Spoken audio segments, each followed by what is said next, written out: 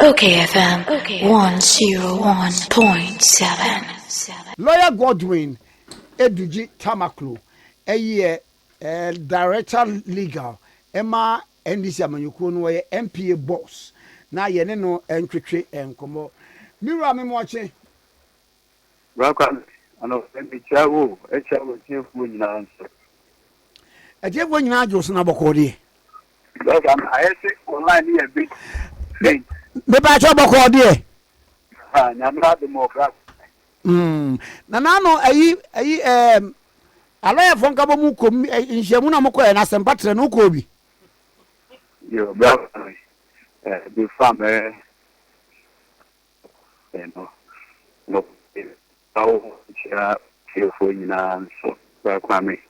Na me de asinteni kadia ma be amran pe president John Mahama and now oye the me ba cha wo nyina ba bi ye ma me esa ho no twitwa is it better ebi o welcome eye na me ka say me ze wa say so the ba omanpeni Mahama say na o she jumadi say some major projects and the big push na wasasiye ene bowenya asenya kwan and another major one who to applaud a kwan also under a big push. Why I say almost all the 60 regions major projects that will be financed and now the Omani act the Bible by the time I will be a 4-year mandate way no. Now major projects are and our roads are connecting major towns and cities or Mohano at least to receive massive space lifts and the Enra and what she said Madi and I say Bible Onyanko Pontidiampon at the top and Chupa Ebuso. That's why Marcus are somewhere you know. When we said this week, a week more the Emma Asantima na Yena Ewo Kumasi. We share ahimfo impenifo na nama omuko Kumasi. Na why fiko? Or prepare ako. When we say some kwaya mamre. Doctor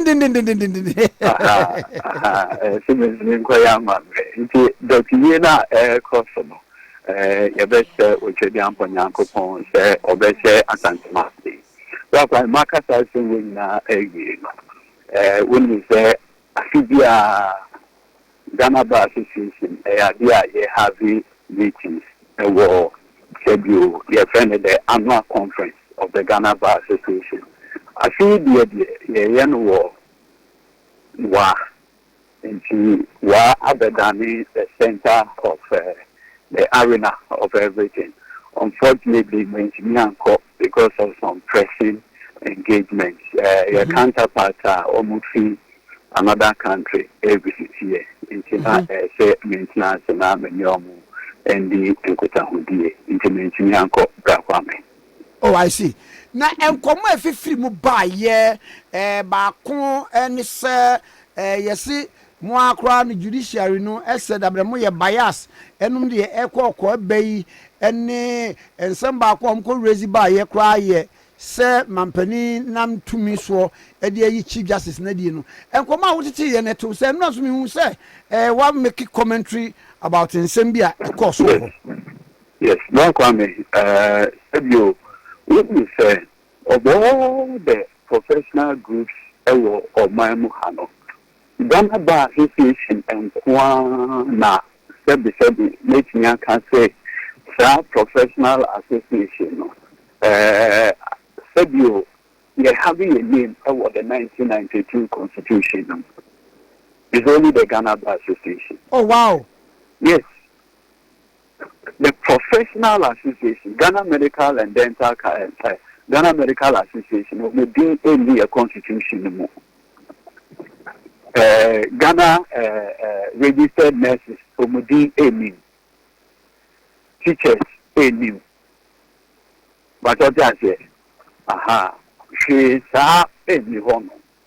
Aha, at the end of the day, no, the ACA who said the only professional body are you omudi ewum eye sa Ghana Bar Association. Na Bar Association yin so a ye wo no. The akoba no say afibia no, they are very critical group in our national development. The Catholic critical group your voice said you ye kasa to memufo na den omuchie yen. Etina omuchie no ena efa mo say at least when mo ye a lawyer for omo kasa. Na so mo ya lawyer for no mo kasa dia ene e ti entio. Eno ena akoba say sebe na no da sinas. You know. Association. Okay, Omo issues ya. Yes, sir. Oh, I want man tell you, what's all my issues now, day? Hello, Law. Yeah, produce what my venna onion ye, mammy. Now, hello, Law, Bato, down, Mammy.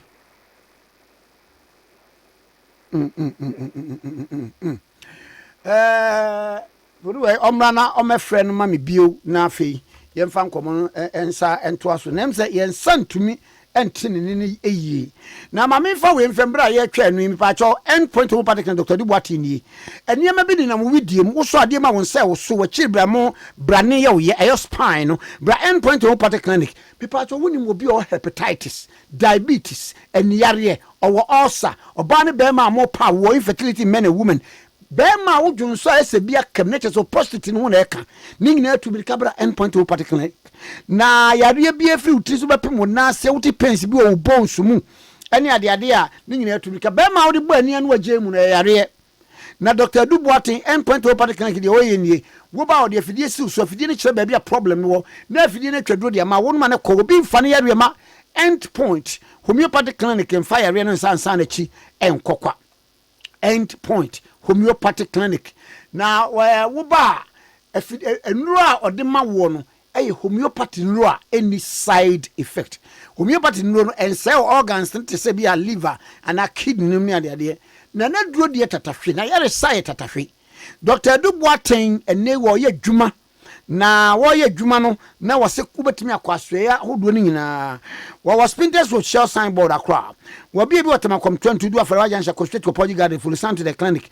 Kumase branch no kronma boynya Angel Educational School na chipe takware branch no wanaji Anaji police station chipe wo bi obunu tachima ha yinsa end point homeopathic clinic wo eye anaji nsuso Anaji police station na chipe otade na wama mo 30 minutes said da yesre no na dumunti na oboaye no monfa mfre Dr. Duboatin sesi ayare no say ye wo yare wo maame yare wo papa yare wo ba yare wadamfo yare kane nyina kire nansa na waduro wo bedu no prepare wo ye beye say no instruct medical doctor in charge wo koye we bra wo ye test we bra wo ye we bra ye kane nyina bo mu wi a wo de homeopathy nro e de amount na wanum na yare ne ko endpoint homeopathic clinic Dr. Duboatin number ni eje 0244 867068 0244 867068 0244 867068 0244 867068 0244 867068 0244 867068 end point homeopathic to friends here na na mumia ma da bokata so na fe yanko anim o baby Kwame ye ba da obokrata Ghanaian Times emu na Kwame nyani kwhwe nra ye Tamale Technical University adesuafo sede na wo mani abrese krodom a wo mo eti atua e wo school no emu ya kyerese wo mo enhwe baabie na yɛfrɛ apolisifoɔ ne yɛfrɛ sɛ reinforcement sɛ mommrae na ne yɛkɔ no deɛ ano ɛɛden yie papapapapa desuafoɔ no ani abrɛ eti atuateɛ no mu no ɔkyerɛ sɛ kwan a apolisifoɔ ɛde wɔn ɛfa so no ntwa yie ankɔ yie koraa eti wɔde ho nsɛm aba Ghanaian Times de bɔkrataa no emu a midomo esukɔ na kwame nea Ghanaian Times de bɔkrataa yi ɛka nyinaa ɛne sɛ enra apolisifoɔ yɛ wɔtamale mantifi mantamu ɛdo ɛna wɔn fire warning shots ɛsɛ adesuafo a wɔn ɛwɔ Tamale Technical University wɔn ɛde tese wɔn mu ɔyɛ kyerɛ wɔn yɛ no wɔn ɛde disperse wɔn na wɔn kyerɛ sɛ nea apolisifoɔ no ɛyɛ no wɔn mpɛsɛ saa atuateɛ no ɛbɛkɔ so na atua na nkɔdaa no ɛteɛ no wɔn ɛsɛsɛ sukuu no ɛgyapadeɛ nti sɛ nea ɛbɛyɛ a nkɔdaa no ɛnsɛ sukuu ɛgyapadeɛ na atua no wɔn bɛgya nti no ɛna apolisifoɔ ɛfaya warning shots na nienti ana desuafoɔ no wɔn ɛte atua nyinaa ɛne sɛ wɔn kyerɛ a sukuu ne mpanyinfoɔ fees ahodoɔ bi a wɔn atototumu ama wɔn sɛ wɔn entua wɔn dwene ho te ase a enye yie na president of that Graduate Students Association of Ghana Grasag tatu chapter no Alhaji Abdul Ganiyu Inusa ɛna wɔde to dwa kyerɛ mu sɛ eniama wodo bi ekoso ewo suapon no emu a wo matwe mpanyimfo adwene ade asiso nse wo mafi wo mani enya de wo mo efi wo mo ene wo kyese na wo mo ete sa tuan se ne be ya wo betwe mpanyimfo adwene ade abesiso se nea ekoso no wo mani nye ho wo se wo masetena ewo school honom no eye mre kakra ema wo mo se ne memo den wo hododo ena betua wei ena betua se school fees ni atum sika bia wo so mdi dwuma obehu ana obi dia dane nkwanta na eniema prekese en wo moye enti adesuafo no etamdin no hwe no se da bi ye hwe ye 1992 constitution no emu a eka wo efa baabi eye principles of equity accountability and quality education ni nyina e wo 1992 constitution no emu and Education Regulation Bodies Act 2020 Act 1023 and wo mo cite article 25 clause 1 of the constitution and wo chemo ese education no ayeka no enye say education trakeke na emom no quality learning in a conducive environment wo mo so wo hwe Technical Universities Act 2016 Act 922 no a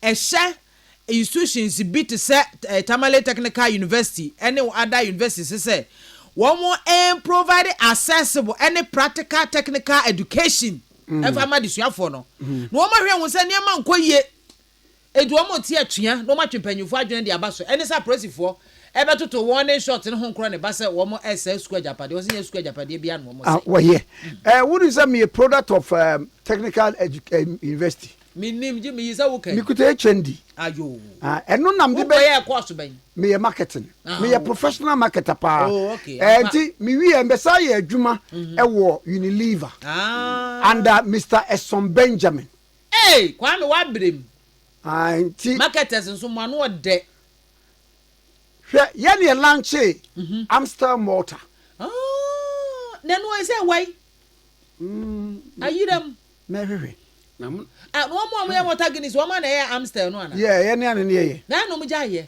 wo say ani mo jaye because Amstel no kra na say sugar content no wo fom sabra nana me be ye adwuma o GBA ne ye marketing manager we ni di ni friend Mr. Fifa ena Mr. Nyante ena Mr. Kwakuadu omo nyina ho ayi me director na wo Mr. Son Benjamin on the mesa ko ti me typical professional marketer okay nti no ano dey enti nanam na mo lanche Amstel Malta GBL is the answer. Excellence in brewing. Ni na am twotwe e ma ye record it to you. Amstel Malta. Kwame Ankasa wo ye Amstel Malta. Anya na answer ye Amstel Malta. Kwame ye state property. Wo ye menisuo kura tata nipa. Kwame ye state property. Ye be ma that you be ma state barrier. Me o man jabade o. That you be we ma state barrier. Na me ko wu. O ma state barrier in fact me no betwe manso. Na me ko na sa. Na nwum a wa boyi. No be 70 plus obi enu ho bet. Why? You 70 never for. Where then I'll be called? Law, me some more about money to go. Yeah, Black Kwame, sorry. Aye. Sometimes your network is Black Kwame, you was serious marketing background. Yeah, I'm because HND marketing. Black Kwame, Ejuma Ben I won't hear that. Oh yeah, Daniel Kobam. Yeah, you know just not car tire too. No. Well yeah. Say after Black Kwame, na me can say na akwe say advocacy the Ghana Bar Association, engage, you know. Na selective. Na adienti America say selective. No. Say, Bra Kwame, look, me say your bar president. Ya mame, Mrs. Ifuagati. Every issues. F1, the impeachment process. Under Article 146. No, Kwame. And Okasa, I was taken aback.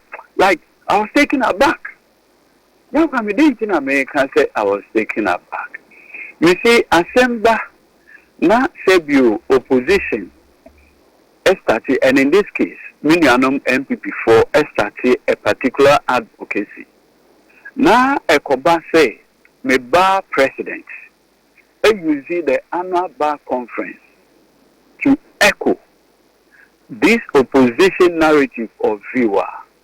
Now, and the AI say, you use the bar platform, a very respected platform, an esteemed platform for purely politics.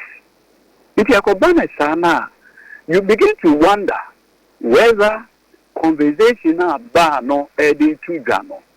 Yes, said you a manual seminar bar no na say a national interest. They did American, sir. Kwame, Article 146 of the 1992 Constitution. And you knew a very, in fact, right from its inception, you're using this constitutional provision. 146, no. What was that? 146, no. Article 146.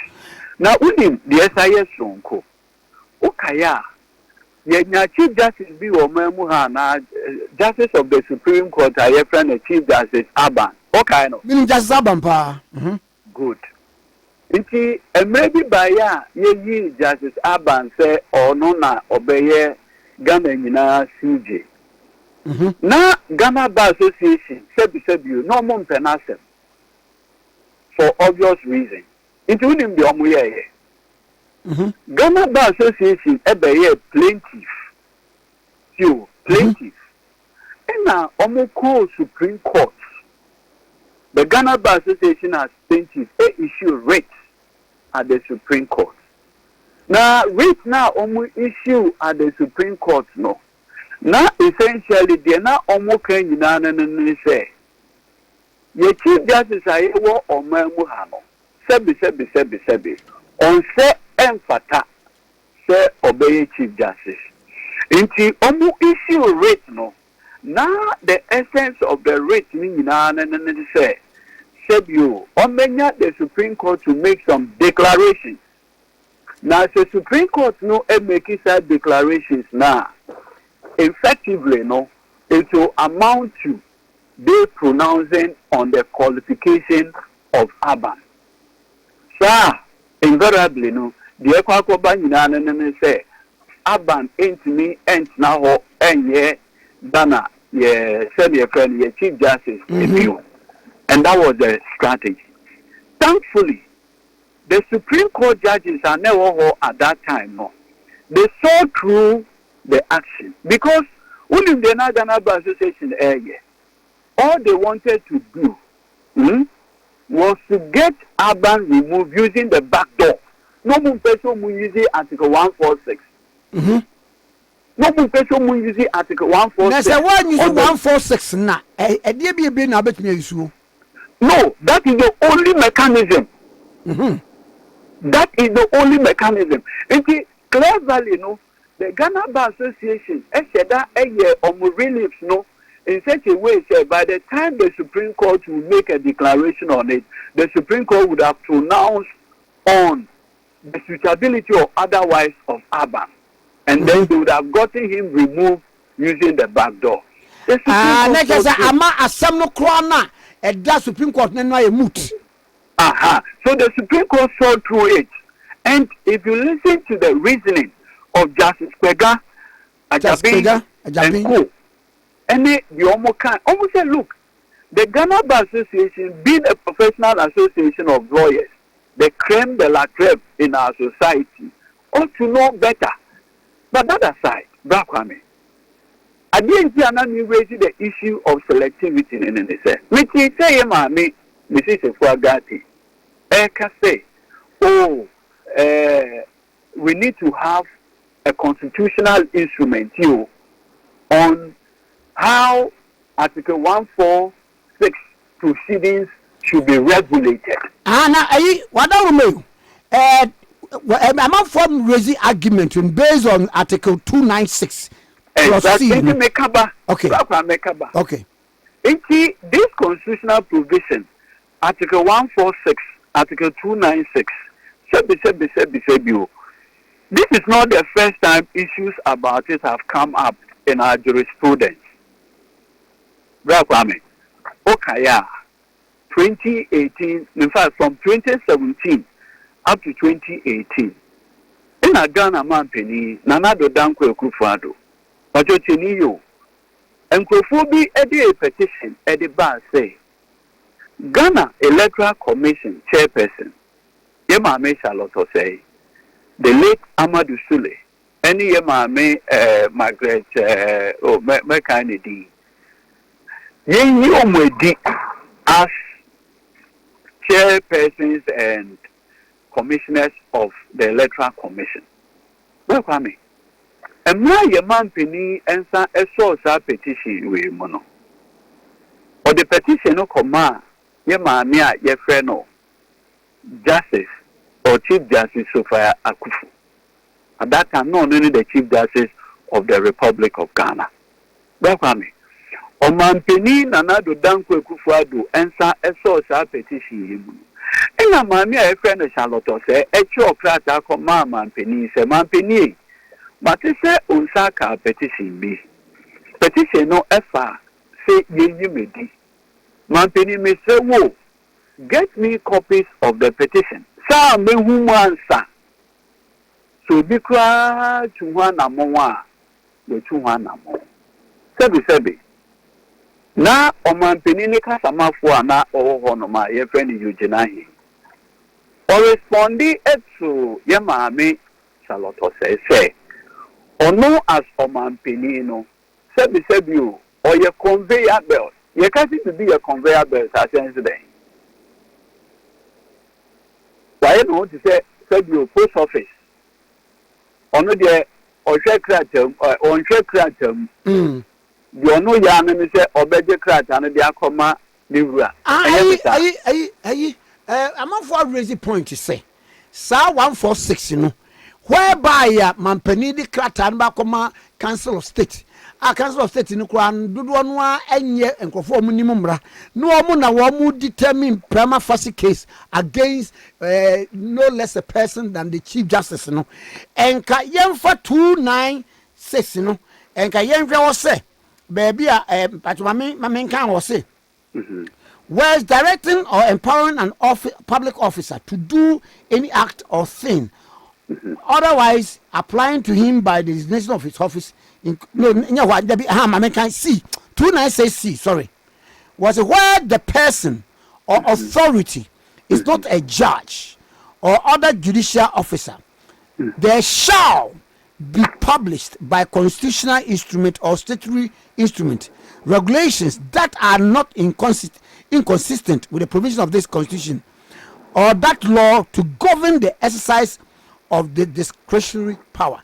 Next is a handsome penini by yes sir, and nam say one year legal person na quasi judicial activity na war year per the 146 no etike be fa 296C na nka nya instrument bi.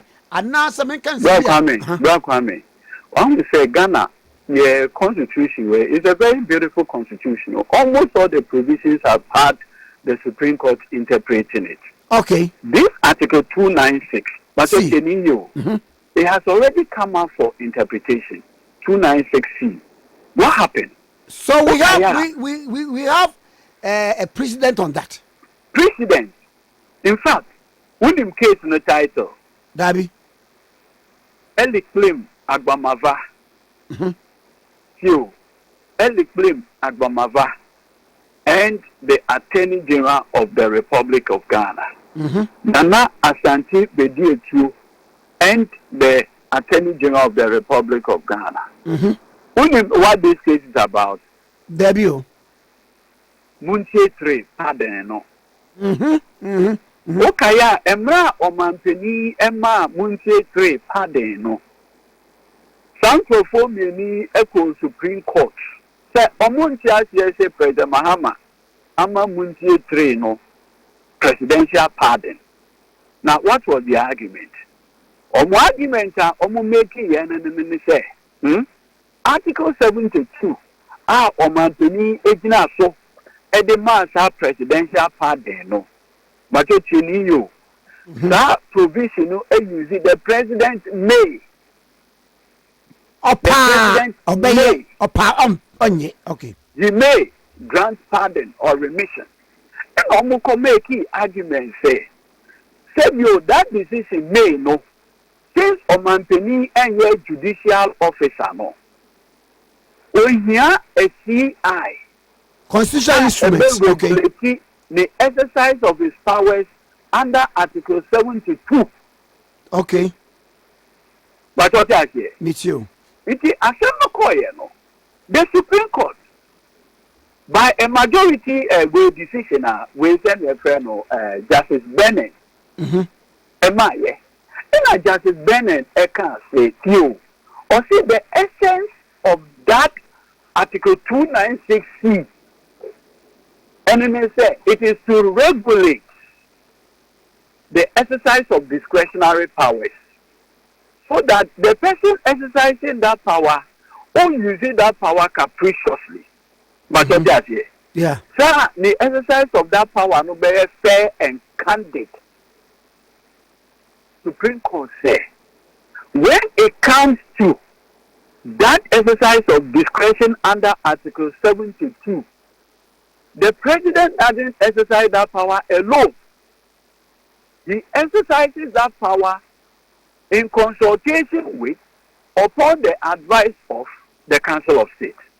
And so to the extent to say, the president's power under 72, just as the president's power to suspend a person under impeachment proceeding under Article 146, no, as a may, no, the president, to the extent that he takes that decision in consultation with or upon the advice of the hello. How does the 72 relate to the 296C? And so it is the reason why people have raised this ignorance of 296 is the use of the word may. Okay. It will say Article 146 from 8, 9, 10 or say the president may, upon the advice of the Council of State, suspend the Chief Justice. Okay. Who is under an impeachment proceeding. So it is the use of the word may. And I raised the issue of 296C. Now, because 296 talks about discretion, the use of the word may appearing in 146, 8, 9, and 10 no, connotes the exercise of discretion. So to that extent, no, yes, Bakwame. The framers of our constitution in promulgating that Article 146, I bring na a woman team the a woman team say 125 no 3 no I can't say be me said ye be married the two or say please do. The judicial power of Ghana shall be vested in the judiciary. Accordingly, neither the president nor parliament nor any other organ or agents of the president or Parliament shall have or be given final judicial power. Is it a case, say, and I'm said the executive now appointed the Chief Justice? No, it's in a mass and basso bit me in one. I hate 1 to 5 minutes saying, Osha Constitution no more. About the Article 146 no is reserved for some special people. Sure. It's a special class of public officers. Now, what my DNT the 146 no by now 146 any 1960 Constitution no. Yes, name. Inti Emra na Osagipo Dr. Kwame Nkrumah no nyonko bebo pa Chief Justice Kosa. Akukosa say Akukosa. Na onene ye very close. Na okaya tell you Adamasi no. Omo treason trial no so kai. Mekai? Yeah. Good. Inti treason trial no by no. Kosa no mo tina case no. Eventually ended up acquitted and discharging them. The narrative then was that Nkrumah was not happy with the acquittal. I think that had to follow. It followed the Kulungugu bombing. But what you say? Me too, pa. Nti eko bias ano. Almost started for Dr. Kwame Nkrumah in Saja before Nedi. Sure. As we moved on with our democracy, no, we felt that there is a way we have to insulate. Hey, what is it? That's why you know as the first Ghanaian chief, the first Ghanaian Inspector General of Police, Ura Majiti. They were all implicated in that Kulungugu. And no, 7 senior police officers. And they were all deemed to have been part of the conspiracy. It's a black woman. I call Basano. And now, 1979 Constitution, no. And we started these provisions when we are then, so that we can protect judicial officers, so that they can act without fear or favor. But what I say. So these provisions were put in the Constitution deliberately, so as to protect superior court judges. That was the reason. So it cannot be said, a Chief Justice cannot be removed. No. Except that the only grounds under which you can remove that person must only be on 3 grounds. Just 3. Stated misbehavior, incompetence, enabling panel, a yare, won't performing the responsibilities as a judge, a superior court, or Chief Justice. But what I say. And so, back to the issue, and I'm reason. So, this introduction of Article 146 was put into the Constitution to protect the judge for. Into your your friend is security of tenor. But what I say, security of tenor. Sa unipano, o man penibi said your judgment be banana and so like the ninja. What do you mean? Now on Castle. Judgment here I will give you. I don't like it, and for that matter, I'm removing you. No. It's the Ecobai and then say 1992 Constitution with this express provision. Back forward to the Ghana Bar Association, Black Family. The Ecobai and then say you have a situation where a man another Danko Kufa Dunsa saw a petition for the removal of Yema Charlotte say. Or the Mame Sofa Akufu. And a Mame Sofa Akufu, make it the FN of prima facie determination. So a prima facie case has been determined against Mame Sofa Charlotte say any Amadou Sulenum in Asebio. Based on that, Omote, the Justice Bennett led committee. There were 5 members of that committee. Justice, now retired Supreme Court Judge Anthony Bennett. Yemame Agnes Doji, now retired Supreme Court Judge, and the late Justice Mafosao. At that time, not Justice Anthony Bennett and Supreme Court Judge. Justice Mafosao and Agnes Doji were justices of the Court of Appeal, and 2 other civilians, Abrampa, and 1 other woman. Committee ni Yomejumano. The committee we send the friend was 3-2. Back when but what it was Me too, pa. Justice Benny, any the other woman, a decent here. The late Justice Mafusa Agnes Virginia Brampa. 3. They agree, say, Saloto say should be removed. President Anado Dankwe Kufado acted on the recommendation of the Justice Benny Committee by a 3-2 majority. In a Omudi Yin Yamame Saloto say a few. Now, Unima one was said, Debbie. this is no buyer, no. And I'm my senior brother, Abdul Malik Kwekubaku. And for on chance here, in a Oko Supreme Court. Right, Kwame.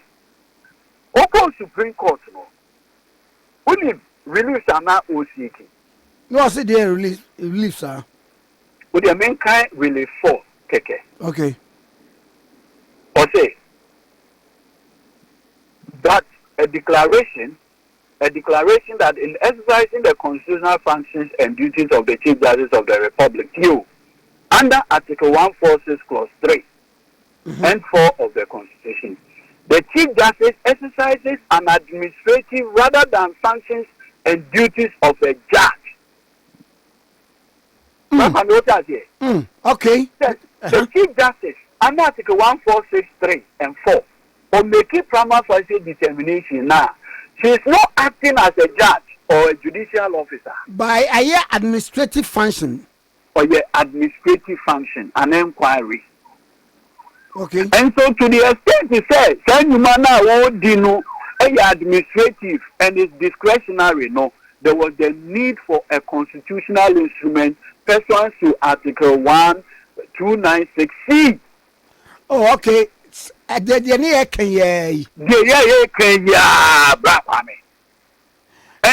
was per the SCA de Kwakuba could call him near the we are young. Now is the time make up It's a Kwakuba and file this application at Echo Supreme Court. No, now the lawyer, Samson Ladi, Ayenene in a Supreme Court, a fair assembly. Supreme Court, a fair assembly. Only one be defended Attorney General. Godfrey Yeguadame. Okay. No, a deputy AG. On the 5th of February 2019, in a Supreme Court, at Nassau, I was asking. But he is the same person. Make up, Black Kwame. Assembly bar Supreme Court, Nana Godfrey Dami, raise preliminary legal objection. Black Kwame, what was the nature of the objection? How was it? Or say, Sastamna Omodia Basse, the Chief Justice, in exercising the powers under Article 1463 and 4, no, on performing judicial function but administrative. And for that matter, there was a need for a constitutional instrument to govern and regulate the exercise of that discretionary. But you, or say, it has no way to invoke the original jurisdiction of the Supreme Court. Wow. Yes. Brahami. Or say, only Kwekubaku and again. Yes, in another instance he was approbating, another instance he was reprobating. With the same Kaba. In the Supreme Court, unanimous decision of the Supreme Court. In fact, I think I have the decision of the Supreme Court. Yeah, for sending me, we are. Miriam and Yama also. But you. It is well, decision now, a no. In the Supreme Court, I can say, case now, Abdul Malik Kwekubaku, Ediabano. It is not a proper case to invoke the original jurisdiction. Brahmame. You know, Mubo Assembly Guye. You know, Mubo Assembly Guye. At that time, no, yeah, Ghana Bar Association, Sebi, I issue statement. And Casio, say, ye Saloto say, without a publication of a constitutional instrument, no, it's unconstitutional. In fact, the lawyer who defended the Attorney General at that time, Godfrey Adame, as Deputy AG on the back court, able raised that preliminary legal point in a Supreme Court, please, who was the lawyer for Chief Justice Gertrude Tokon now removed? Godfrey Adame. Now, the very way the Supreme Court, the Supreme Court, the Supreme Court, yeno. And yet, no, Efuagati, it's now the platform of the Ghana Bar raising that issue. And yet, no. That. And yet, no. So, why the selectivity? Why the selectivity in the advocacy? Said Charlotte said no on your bar. Bravo, Mr. Bissell, Charlotte say no on your bar. Yeah, me too, pa. Yeah, mommy, Loretta Lamptey. NCC. Flat boss. No pursuant to Article 146. And guess who brought the petition for the removal of Loretta Lamptey? Richinyama. Unim Richinyama. Richinyama, pa. Me am Richinyama. Progressive Nationalist Forum. Onye MPP. As they say, no. They say, one more supported by Umiano Kamupa. Wonderful. Miaminia, I will fit and die. Aha, yeah. Say that the seat, the best aqua you. Yabako. Yaminti. So why the basis of this selectivity in the advocacy? Huh? Why the selectivity? The Ghana Bar Association, yes, sir. It creates an impression that they are biased towards a political party. I don't think that is the case. And so the bar also needs some introspection. And I won't do that. Well. Based on the it is only when one person is crying that you get involved. Then it becomes selective. Article 146, President Akufo-Addo using an independent constitutional body. No, Mami so Supreme Court will be the court. Amma same way there is a precedence. Na obi mfa nkoye ma Supreme Court per the wunim and departed from their earlier decision. And Makacho say already the Supreme Court in early claim Agbamava, okay. On Article 296, I construe say where the person exercises the power in consultation with, and you see say Article 146, when it comes to Chief Justice, the President acts in accordance with or in consultation Council of State. Obviously, in such situation, you don't need a CI. Okay, you don't need any subsidiary legislation. Yes. Okay. Also, that consultative process clears the issue by being earnest. Now, any BB say president be wo na bia won po obi asem a obetimi ayin rather than see ekwe assemblyman ko afiri ho. Well, I don't know. I'm not smarter than the framers of the Constitution. So that you meet we put the Constitution together, intelligent, experience than they are. I can't that, bro, for me. Oh, okay. If media be using or esteem okayfm platform, so at the Ghana Bar Association for Chow. It shouldn't always be seen as then in opposition by a particular political party. That means, yes, Anna, it brings a certain sense of selectivity. It may not be intended. Okay. I think we should watch some of these things. Okay. And the law, when you, Maminya, Namina was ban, will be beside me say, will be a question say, Now the constitution me ko ye ho exams bi ana na me be me constitutional. Yes, and yeah constitution 101. Welcome that's ba. Mesome da say nyamisha bye bye. Lawyer Godwin Edudzi Tamakloe MPA boss or emrenim ni director legal e de ema NDC amanyoko na oyina na OKFM 101.7.